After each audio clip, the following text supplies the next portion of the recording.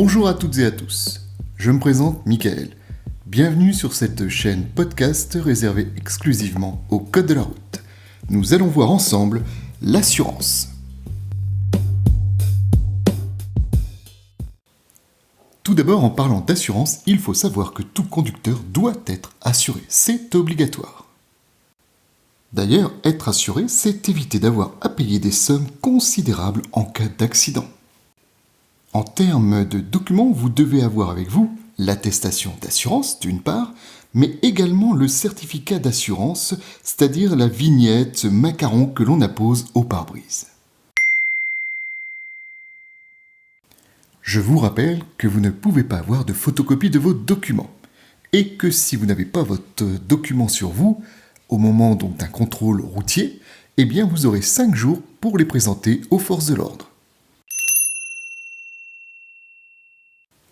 Parlons tout d'abord de la vignette apposée sur le pare-brise. Attention, cette vignette ne remplace pas du tout l'attestation d'assurance. Par contre, vous devez quand même l'avoir. Si vous avez oublié de la poser sur votre pare-brise, eh bien ce sera 35 € d'amende.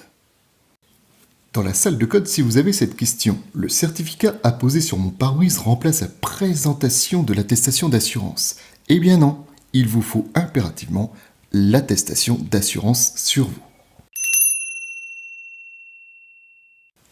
Être assuré est obligatoire, oui.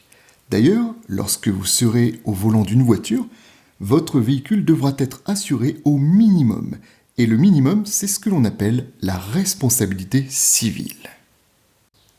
Cette responsabilité civile va permettre de couvrir les dommages causés aux autres, uniquement bien sûr si vous êtes responsable de l'accident. Elle va même pouvoir couvrir les dommages causés à vos passagers. Oui, vos amis que vous auriez dans le véhicule par exemple. Par contre, comme vous êtes responsable et que vous avez le minimum en termes d'assurance, c'est-à-dire la responsabilité civile, vos frais hospitaliers ne seront pas couverts, ni même le remboursement de votre véhicule s'il est cassé. Vous l'aurez compris, la responsabilité civile, le minimum en termes d'assurance, permet donc d'indemniser uniquement les autres. C'est aussi ce que l'on appelle être assuré au tiers. Lorsque l'on parle d'assurance, vous pouvez également prendre des options. Alors, plus vous prenez d'options et plus ce sera cher. Vous pouvez prendre ce que l'on appelle la garantie dommage-collision. Cette garantie permet de rembourser uniquement l'accident avec un tiers identifié si vous êtes responsable. Je m'explique. Vous avez un accident avec une voiture, vous êtes responsable et vous avez le dommage collision. À ce moment-là, votre assureur remboursera les frais de votre véhicule. Qu'est-ce qu'un tiers identifié ? Un tiers identifié, c'est quelque chose qui appartient à quelqu'un. Une voiture appartient à quelqu'un. Un mur d'une maison appartient également à quelqu'un. Par contre, si vous avez un accident sur une départementale avec un arbre qui serait donc au bord de la route, à ce moment-là, même avec la garantie dommage-collision, vous ne seriez pas remboursé puisque l'arbre n'est pas identifiable, il n'appartient pas à quelqu'un. Vous pouvez également opter pour ce qu'on appelle la garantie dommage tout accident, c'est-à-dire le fameux tout risque. Si vous prenez l'assurance tout risque, alors là vous êtes peinard.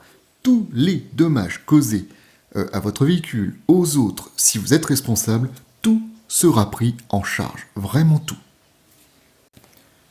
Quoique, on verra tout à l'heure qu'il y a des circonstances où votre assureur ne vous rembourse pas.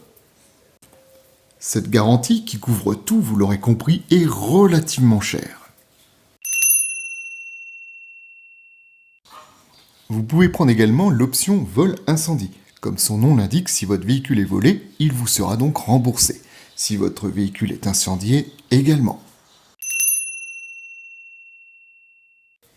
Il y a également l'option brise-glace. Si votre pare-brise est fêlé, cassé, et donc à ce moment-là, votre assureur vous remboursera donc les frais de remplacement du pare-brise.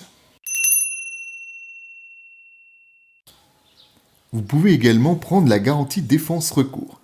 À ce moment-là, s'il y a des soucis et que vous passez donc devant un tribunal, votre assureur vous remboursera tous les frais liés aux avocats, à la justice, etc. C'est là donc la garantie défense-recours.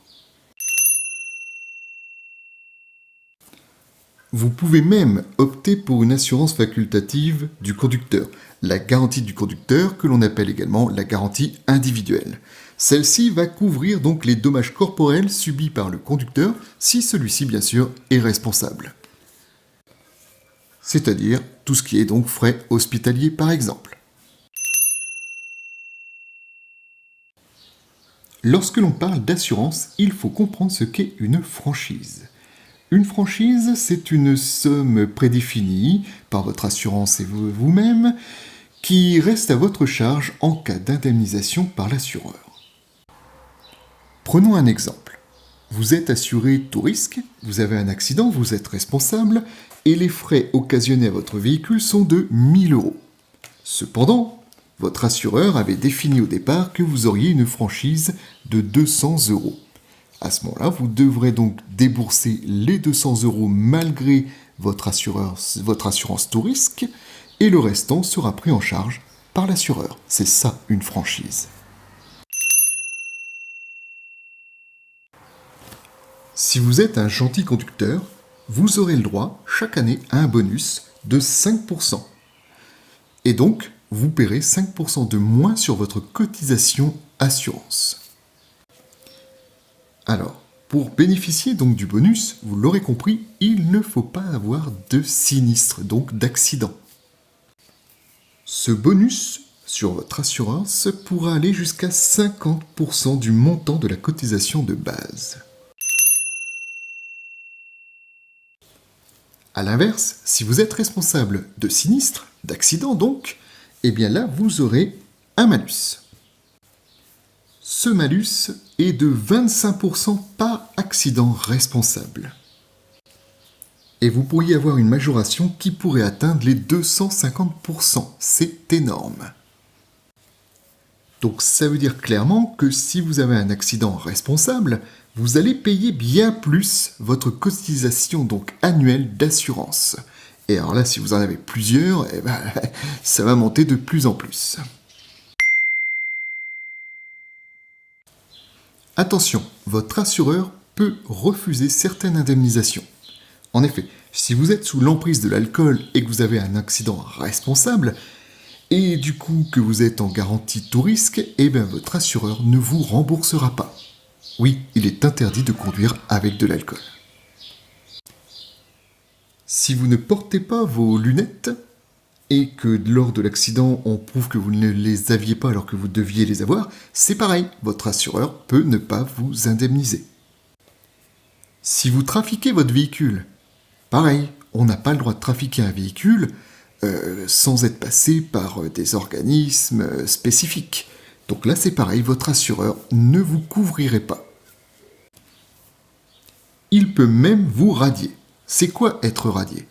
Eh bien être radié, c'est le fait que votre assureur, tout simplement vous vire. Voilà, vous devez trouver une autre assurance. Le problème c'est qu'il y a un dossier qui vous suit. Et du coup, retrouver une autre assurance qui veuille bien de vous, vous coûtera encore plus cher.